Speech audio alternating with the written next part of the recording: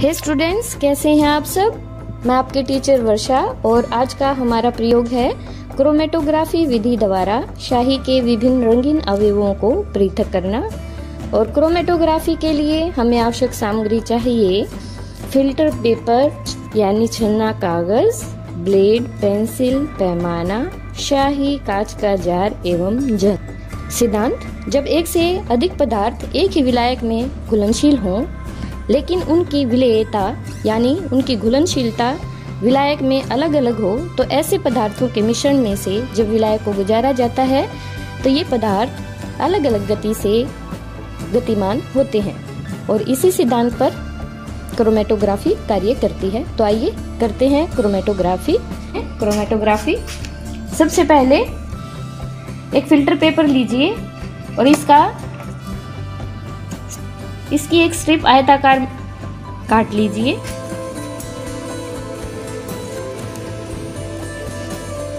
इस तरह से आयताकार स्ट्रिप काट लीजिए। अब इस आयताकार स्ट्रिप पर लगभग 2 सेंटीमीटर ऊपर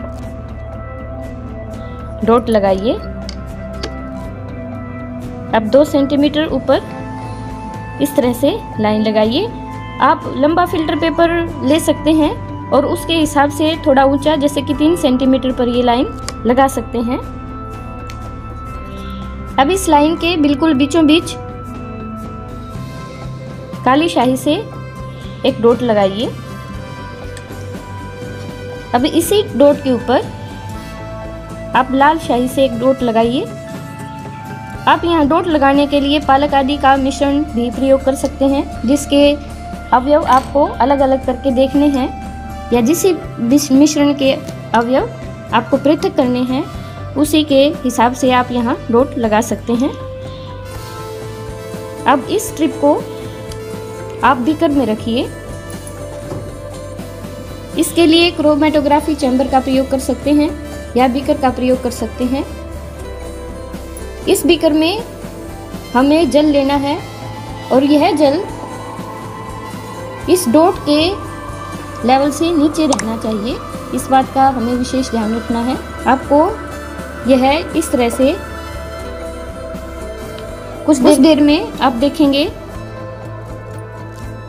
कि विभिन्न अवयव, ये देखिए, जैसे जैसे विलायक ऊपर की ओर जाता है तो जो विलेय जल में ज़्यादा घुलनशील होते हैं वो ज़्यादा गतिमान होते हैं और ज़्यादा दूर तक आ जाते हैं, और जो विलेय जल में कम घुलनशील होते हैं उनकी गति कम तेज होती है और वो नीचे रह जाते हैं। इस प्रकार आप विलायक के द्वारा जो विलेय है, अलग अलग विलेय हैं, उनको पृथक कर सकते हैं।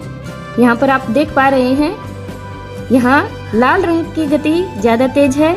इससे पता चलता है कि लाल रंग की जो शाही थी वह पानी में या विलायक में ज़्यादा घुलनशील थी, इसलिए यह तेज गतिमान है, जबकि काले रंग की शाही कम गतिशील है।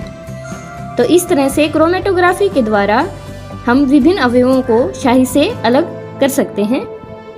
ये देखिए, यहाँ हमारे जो विभिन्न अवयव हैं शाही के वो अलग हो चुके हैं और इस तरह आप क्रोमेटोग्राफी के द्वारा विभिन्न अवयवों को अलग कर सकते हैं। Thank you.